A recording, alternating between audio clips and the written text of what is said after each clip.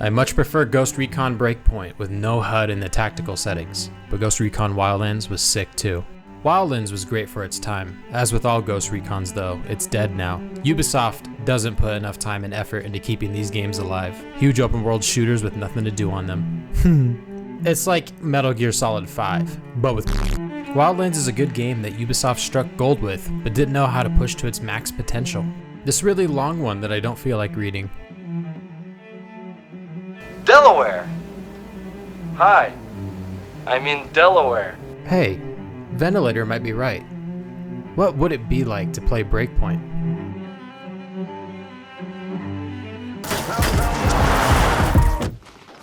What's up, players? Get it? Cause we playing the game.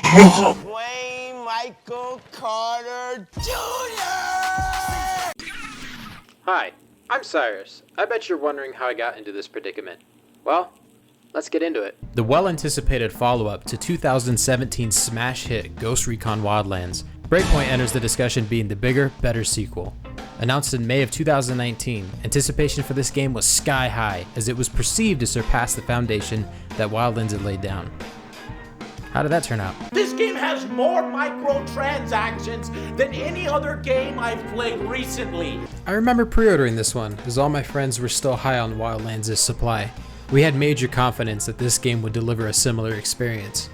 Shortly after launch, about a week or so, we had already put down this game, opting instead for Modern Warfare's release the same month. There couldn't have been that many other hard-hitting, critically acclaimed video games that came out that same month, right? A little bit of competition, but this game was on the other side of the month from the others. So what went wrong? And have things gone right ever since? Is Tom Clancy's Ghost Recon Breakpoint worth revisiting?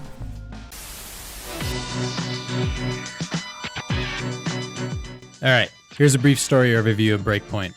The game is set in the far, distant future of 2025.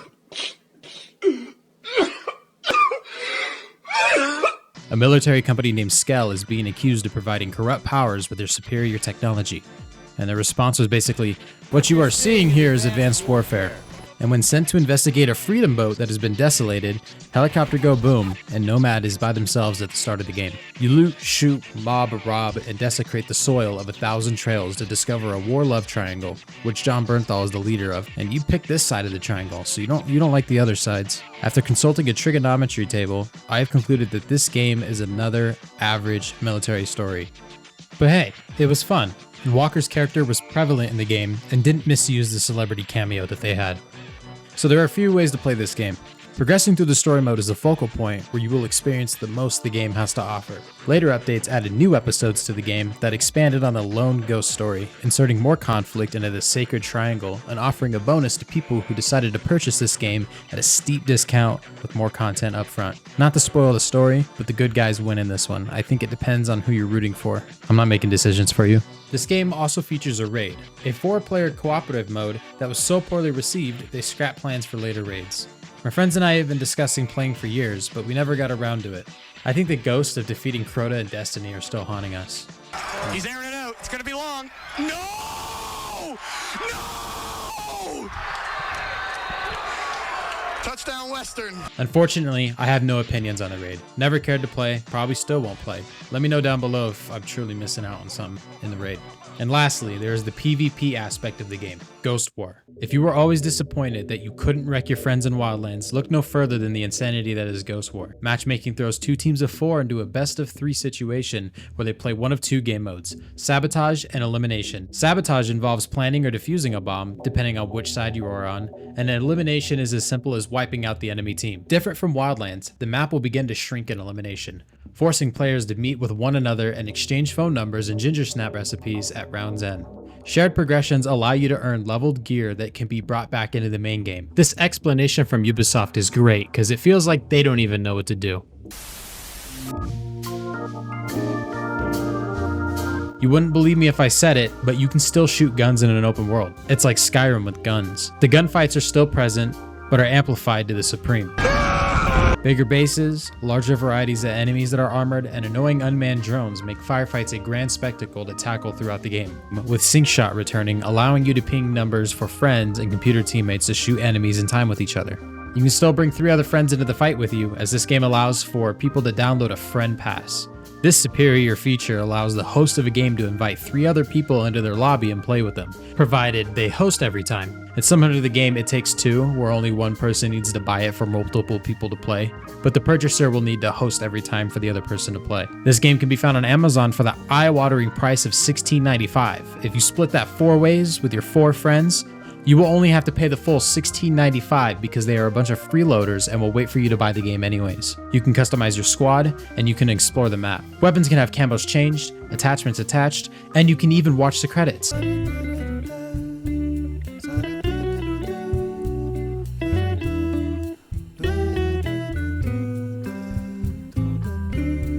It's a sequel with 2 years, not that many things changed, because it's war. War never changes. That jingle, jangle, jingle.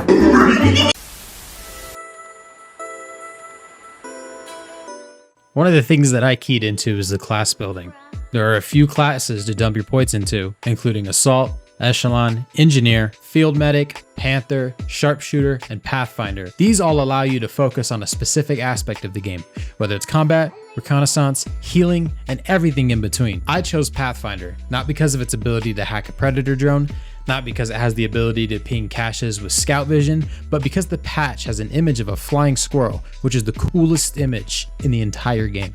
While you can only select one class at a time, you are free to switch between them at a biovac whenever you see fit. Above these classes, you can select basic perks that eventually overlevel your character and squad, split into areas such as stealth, survival, recon, weapons, etc. These perks also unlock the ability to create Mark II weapons. What's wrong with the first mark?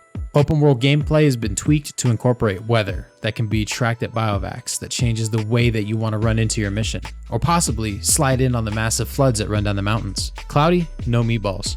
Organic materials that you can gather to create rations and other materials you can use on a whim. Go solo by disabling your team, become one with the earth by burying yourself in a self-camouflaging event.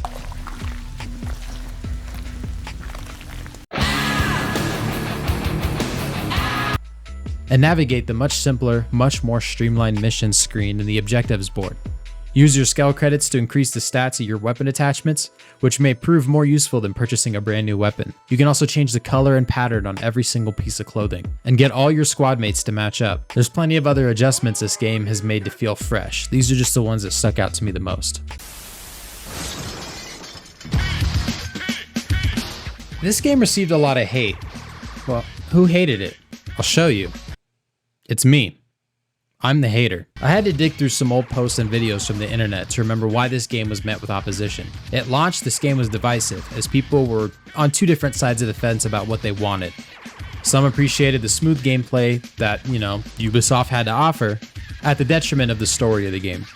My praise for Wildlands was the ability to play the game with friends, which carries over into this game. Unfortunately, that means this game is online always, massively unpopular at the time, and still is. This game was among the first to set the tone for always online DRM. Even the next Tom Clancy title, Extraction, was victim to this. Do these games need to be online only? No, I remember buying this for my dad for Father's Day in 2020, and he wasn't able to play it because he didn't subscribe to PlayStation Plus. At least on console, you still need to have an active online subscription to play single player. Ooh, stinky, big bad, 0 out of 10. Complaints always featured bugs in the game at launch.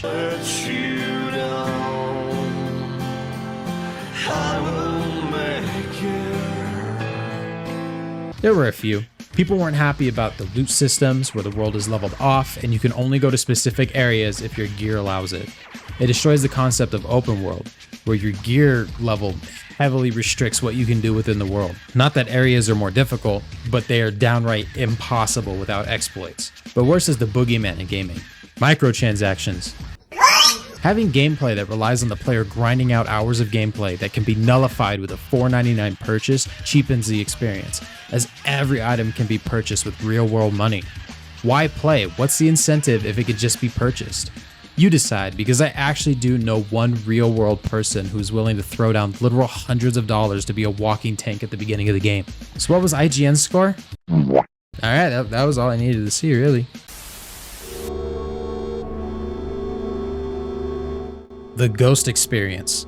This is incredible. as it allows you to customize the difficulty and scale of the world by hand selecting specific HUD elements. This unlocks creativity to play the game that you see fit, as you can remove the tiered and level loot, the minimap, ammo counters, all the fun stuff. Me, I'm a mega weenie. I left my minimap on so I knew where I was running.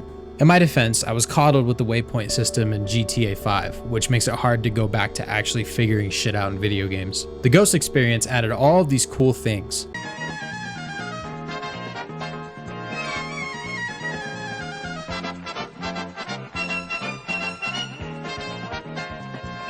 It even limits the amount of bandages you can carry. An entire arsenal, and you can only carry 5 of these. As much as this makes the game more difficult to play, it actually gives the player more to experience within the game. For example, a critique of modern Ubisoft games that I hold close to my chest is the vast open world that turns into a variety of fetch quests. Go here, do that, return this, here's your XP.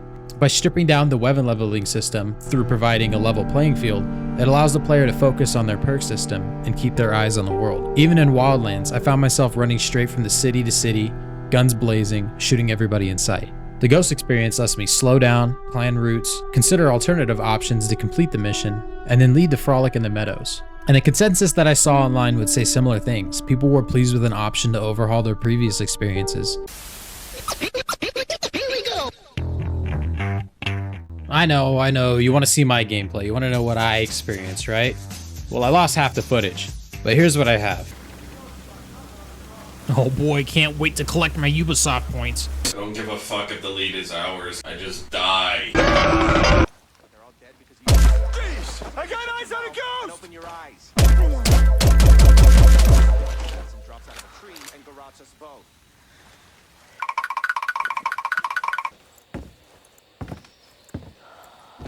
Are you boys alright or what?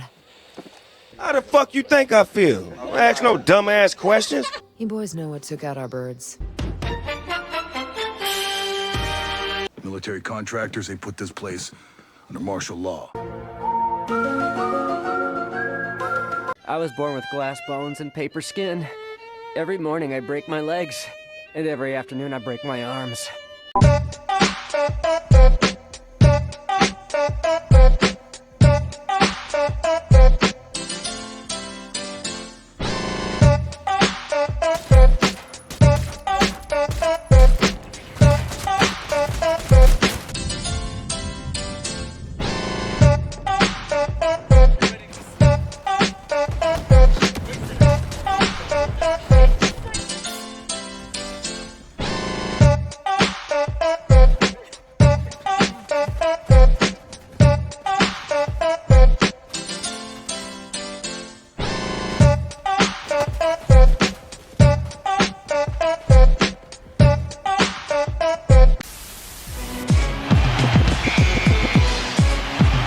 In the comments of the Wildlands video, I received word that there was another game on the market that provided a similar experience to Breakpoint. After some research and seconds of reading, I discovered that it's a little indie game known as...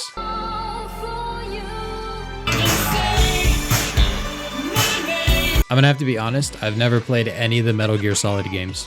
The most recent and still potentially last installment of the Metal Gear Solid franchise, this game came out to some critical acclaim, received many and many more Game of the Year awards. People still talk about it years later.